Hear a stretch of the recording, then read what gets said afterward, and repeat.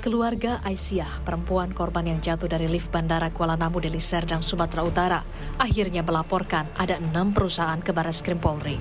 Ke-6 perusahaan tersebut dilaporkan atas dugaan kelalaian pihak bandara hingga menyebabkan korban meninggal dunia.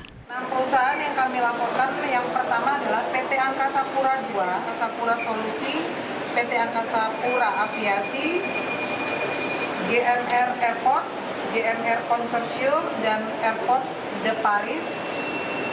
Jadi ada 6 perusahaan yang kita lakukan.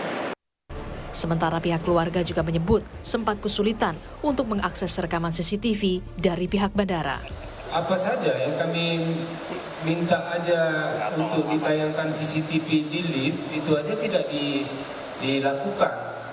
Konon lagi mereka memberikan keterangan kepada kami gitu, tapi sampai saat ini tidak ada.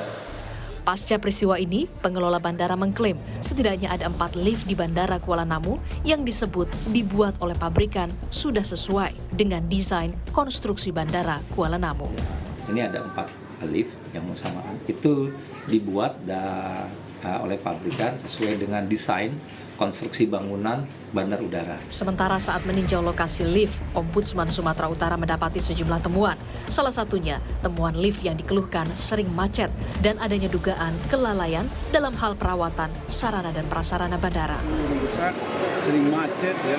Dugaan kelalaian di dalam yang sementara dalam perawatan sarana dan prasarana bandara. Diketahui saat ini ada 5 personel pengelola Bandara Kuala Namu yang dinonaktifkan. Kelimanya dinonaktifkan sejak 1 Mei 2023. Tim Liputan, Kompas TV.